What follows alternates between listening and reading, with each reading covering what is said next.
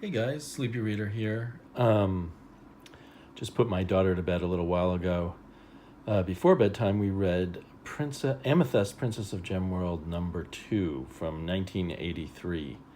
She read number 1 on her own, but then wanted me to read number 2 with her, and so we did.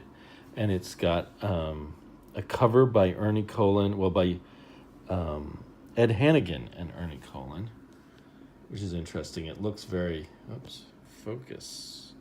This is probably going to be another very bad camera work kind of video. I apologize for that. Feel free not to watch. I really like this cover a lot. I like the colors. I like that amazing tiger cat thing that Prince Carnelian is riding on. Anyway, really like it. Cool. Amethyst had a lot of good covers, actually. So this is from 1983. Perhaps I said that already. It's written by Dan Mishkin and what was his name? Dan Mishkin and Gary Cohn. I guess they were kind of a writing partnership, and the art was by Ernie Colin, the person who did the inking on the covers. And I think he's considered a co-creator of this, and I really enjoy the Ernie Colin artwork. It's kind of, as page layouts go, it's kind of very tightly packed, but there's always lots of interesting touches if you dive deep into the comic and just look around at what Ernie Colin is doing. There's always just a lot going on. And even in a panel this size, he doesn't have a very finely detailed style, but he puts a lot into the panel, from statues and interesting shadows and all kinds of detail. And elsewhere in the book, he does more sort of creative stuff too. But I wanted to point out the heroine on Earth is a 13-year-old girl, and kind of a young-looking 13-year-old girl, and when she strides through into Gemworld, she has the body of a very full woman's body, you might say, unlike the 13-year-old body that she has on Earth, and it's very scantily clad. And later in the book, this Prince Carnelian, who kidnaps her twice, declares that he's going to force himself upon her. He gets interrupted each time, but he's, let me see if I can find one of the examples. There he is. He's kissing her neck as they're about to be. Thankfully, she is rescued, in a sense, when they're attacked by this snake-like creature. And then, there's a wonderful Ernie Colin panel just where he does the shadow of the cat striking the serpent creature. And then later, while I'm on the subject, later here he's about to have his way with her while they're waiting for something to happen. And he says he can have his way with her as long as he delivers her alive to his father, the evil king. And this is a 13-year-old girl, and one portrayed as not like one of those 13-year-old girls who's seen a lot of life already. But anyway, it just struck me as odd. Another interesting thing about this, because they mention in the back, there's a nice text piece in the back, and they mention the only person who's actually been a teenage girl on this team creating the book is Karen Berger, the editor. So I wonder what Karen Berger thought of all this. She was probably just starting out as an editor. I'm not sure when she got her start. But it's still, I'm not really complaining. I'm just finding it a bit odd. I really, this book has a lot of fun stuff going on. People magically turned into a tree. I guess it is the reason I find it odd. I love this tiger creation, such a visual treat. It turns out to be a robot tiger, and Another clever thing about this is that Prince Carnelian, one of the major bad guys, is one of the few people in Gen World who does not have magic. So he has to find other ways to get his way and do his evil deeds. I guess with technology, and later he is revealed to have a gun. And I think I've read somewhere else where he's come to Earth to get his gun, come to our world to get his weapons. And then there's this crazy fun touch of her dog Taffy, who comes through the dimensional barrier, and who Lady Citrina gives Taffy. She has only a little bit of magic at the moment because she's tired out, so she gives Taffy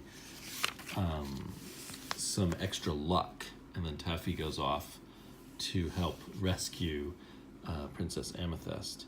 And here you'll notice all these trees have faces in them, and there's lovely detail here of just all the things growing in the forest, and the little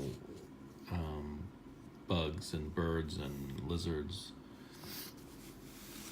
So when you think about it, I mean, he has a sketchy style, but there's faces on all kinds of things, and he put quite a bit of thought and effort into it.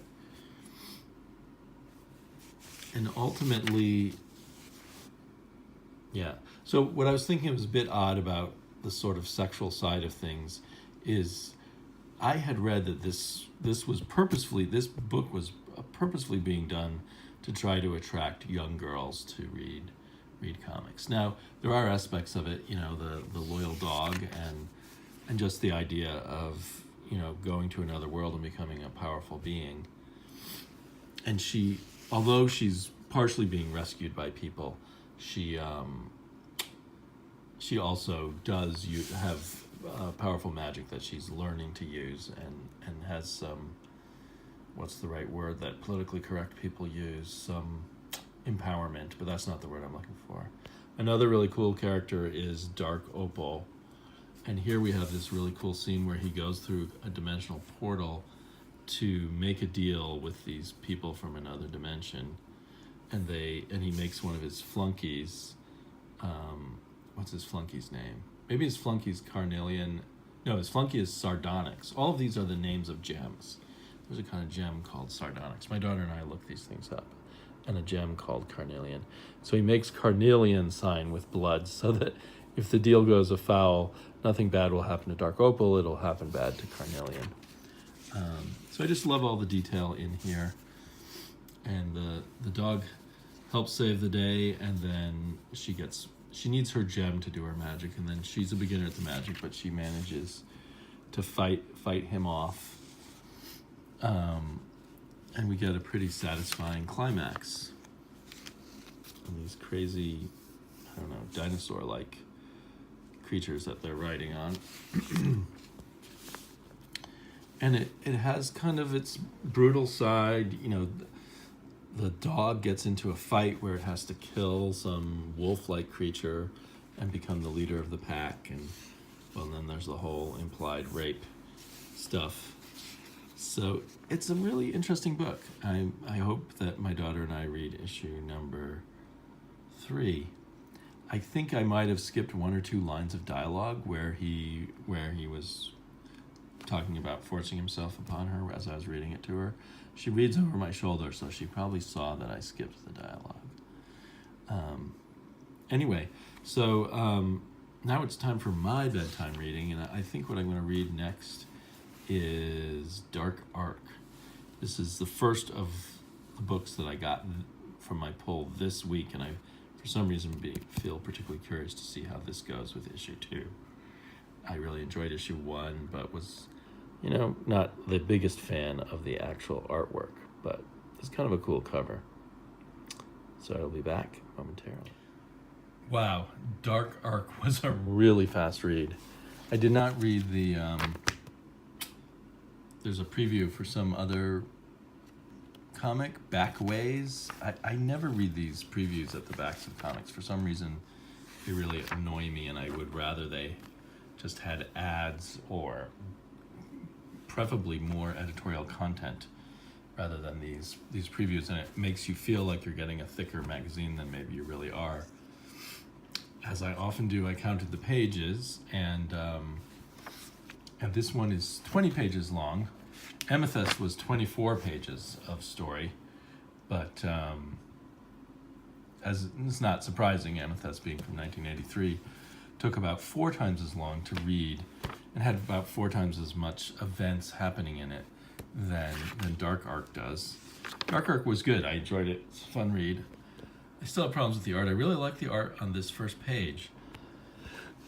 But something happens for me. There's less detail, and the colors just don't work that well for me in a lot of the scenes, particularly with all the monsters. But it is neat how we're getting a sense of the personalities of different monsters, even some personalities of the humans who are captives who are going to be food for the monsters. A little bit of personality of the family of this evil wizard who made the deal with the devil to save all the dark creatures in a second arc. So anyway, it's developing nicely. It's keeping up so far the promise of the first issue. So I'm really enjoying it and want to see what happens next. Feels quite claustrophobic, as it perhaps should because it's on an arc. But it feels in a way like it would be a fairly short story, even with this kind of not too much happening, not a limited number of events happening per issue. I could easily imagining it just going about 8 issues or something with about the story level that we have right now, but maybe it'll fold outwards and develop more layers. But either way, I'm enjoying it a lot, and I'm definitely going to stick with it. So here's a pile of comics that I might read next. But I think, what's this guy's name? It's got John Ryan the Boss. Yeah, John Ryan the Boss commented on one of my recent videos suggesting I read Fujitsu, which in fact I am reading. I read issue 1. I loved the art. I liked the story. I'm not familiar with any of these creators, so I think I'll try Fujitsu 2 next and tell you what I think. I'll be back shortly. That was a lot of fun. Ironically, my memories of the first issue is that I really enjoyed the art and the script was okay. But actually this time around, I thought it was a really clever script, a very funny and lots of interesting, cool touches, and that the art didn't quite keep up with the script as much as it should have. It felt that there was too much blank spaces, and I don't know how to say it quite right, but it was just doing its job at times and not adding a whole lot extra. I mean, there's plenty of great, well, that's not so great, but a lot of great expressions and stuff like that. I like that scene, and good movement and everything through the pages and everything. So good basic storytelling, but it just felt like it was lacking in detail. I don't know, to make it feel real or feel just right. I don't know. Maybe he was hoping the colorist would do more than she did. I mean, the coloring is fine. I don't know. It certainly didn't, it didn't hurt the book or hold it back or anything, but somehow I felt like the art wasn't quite as on the mark as the writing was, or as rich as the writing was. It was just a lot of clever, fun little details. I like a lot of the names of these villains. Baron von Punchhausen, Widow Baker, Sizzle Reel. I don't know what death panels were. I can tell what all these other jokes are. All right, hook and jugular, juggalo. But death panel, I don't quite get that one. The other thing is, I thought I remembered everything from this book, but I can't remember much about the main villain, this guy, Robert Wadlow. A funny touch right at the beginning is Orrin Hatch is the 46th president, the president to follow Donald Trump. And I just thought that was funny. And not for any particular reason. I can't even quite remember what I know about Orrin Hatch. I believe he's a Republican also, like Trump, and not more of an old-time Republican than Trump, isn't he? I don't know. So anyway, yeah, I just wanted more solidity of detail, less. That art just seemed kind of airy. But I'll definitely stick with this. I'm interested in where it's going. It's fun pulp. It's like some crazy wackadoo pulp in the vein of Doc Savage or something, but done in a loopy, crazy way. So a lot of fun. The main thing I can remember about Robert Wadlow is that he was an arch enemy who'd been imprisoned at the end of time or something like that. And there's references to stuff about time. And well, the one thing I didn't quite understand is at the end, in the big fight with a large group of those bad guys that I showed you, it looks like some version of himself in the future comes and beats himself up. He also helps knock down one of the bad guys, but then he defeats. He basically defeats himself, his current self, while one of the bad guys or two of the bad guys make off with this sentient android that he's in love with, which he built. That's a fun touch too. It's kind of the character is supposed to be like a 120-year-old boy or something like that. I assume that part of his ultimate kung fu and spending years at a time meditating in a tank in Antarctica keep him from aging. But in what sense is he a boy? Just in his physical looks or in his emotions? Maybe more like a teenage boy to be in love with his sexy android, rather than, I took him to be maybe supposed to be like a 12-year-old or 11-year-old in terms of his physical body. But yeah, just wacky fun. I hope it isn't that the artist is getting more and more rushed, and then next issue will feel even less detailed or something. But I have high hopes. The one interesting factor in Aftershock books, most of them in the copyright, you'll see it's just copyright by the writer.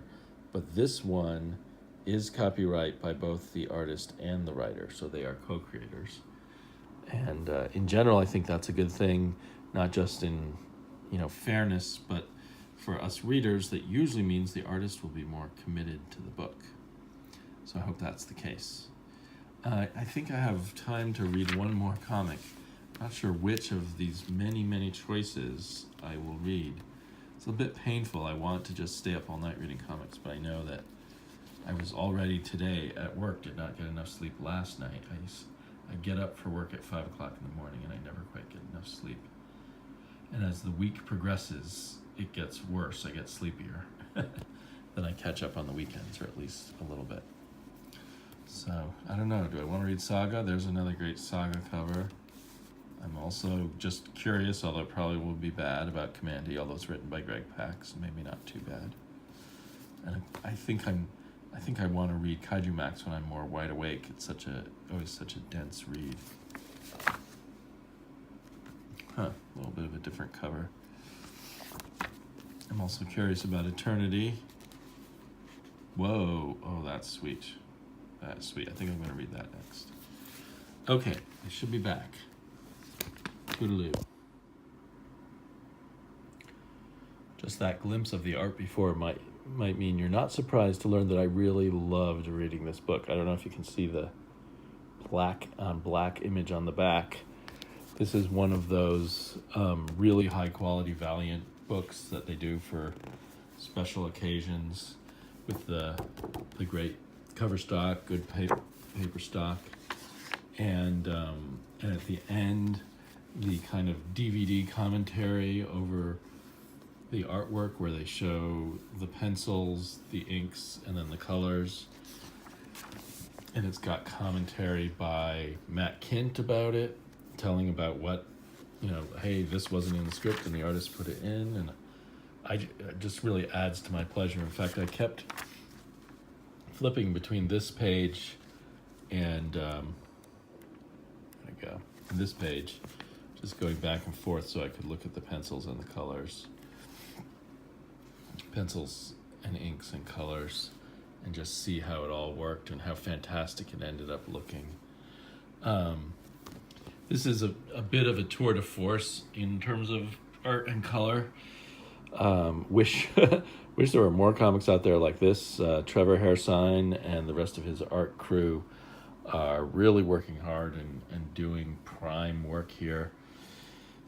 It's also a cool story. It unfolds in a really nice dramatic way, which I think is both a tribute to the writer and the artist. The writer does mention how a lot of this paneling and decisions and beats here are made by the artist, not by him. But I just think they all work so well together, whatever the chemistry is. And we get stuff. There's a little bit of confusion here for me, and I'm not sure what I'm supposed to already know and what I'm not. Because I read Divinity 1 and Divinity 2, the 2 4-issue series. But then there was a Divinity 3, which I let pass me by, and I figured I could just jump into Eternity. And so I don't know how many of these characters were introduced in Divinity 3, and this is kind of going on from there, calling it Eternity.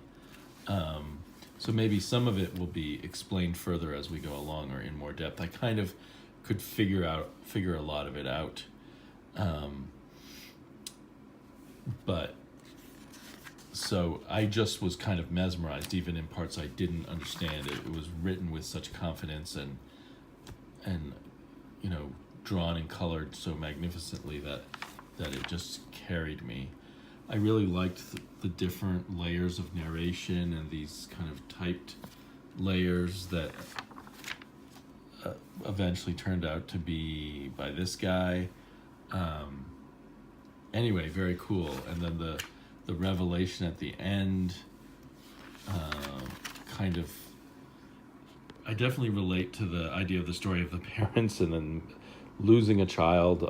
That still has a lot of power for me. Maybe some people might think it's an easy plot gimmick, but anyway, I find it really powerful. And then kind of my stomach just did a flop at the end and what I think was being implied there. And anyway, really cool stuff, really fun. Can't wait to read the next issue. Leaves me so kind of buzzed on American comics, on mainstream comics, or the best of mainstream comics, that I want to read another one now, even though I should go to bed. So I think I'll probably read one more. Now, which to choose? In a part of me almost thinks I should read something more minor next, to cool down before I go to bed. Another part of me wants to read Saga. I'm loving that cover. I suppose New Superman might be a lighter fare. I think they have yet another new artist on it.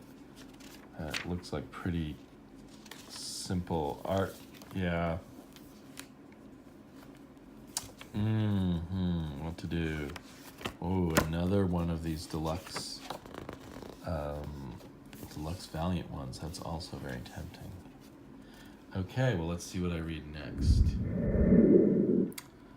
So I went with the idea of kind of bringing my comic book enthusiasm down for the evening by reading New Superman, which was an interesting read.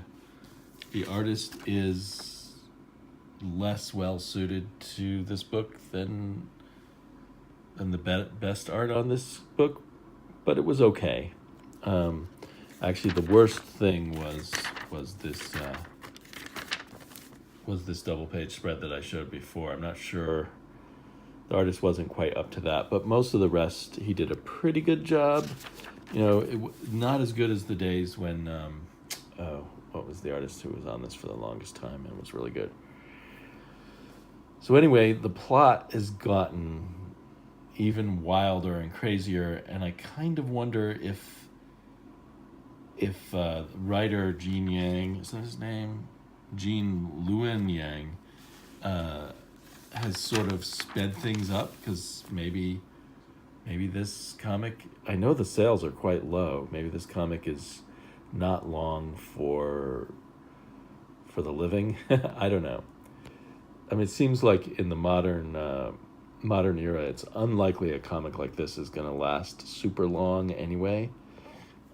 Being just sort of a side derivative thing of Superman, who already is not the best-selling character around these days. If you think about the New 52, they already canceled a lot of books by the time books reached number 7, and then I think they canceled a whole bunch more around number 10 or 11, and this book has made it to number 16. But clearly they've been putting lesser artists on it.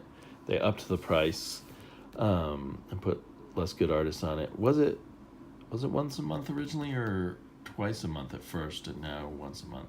Maybe it was once a month all along. It's been one of my favorites, and still got all kinds of cool stuff going on, but it does feel like this issue was almost overpacked with stuff going on. And anyway, I wouldn't be surprised if this ends in another 3 or 4 issues, but if it doesn't, I'll certainly be glad. The most notable thing for me of this issue is someone has kind of taken him into a fantasy world to teach him a lesson. It says this is where it all began. And in fact, we find out that we're inside a Slam Bradley comic.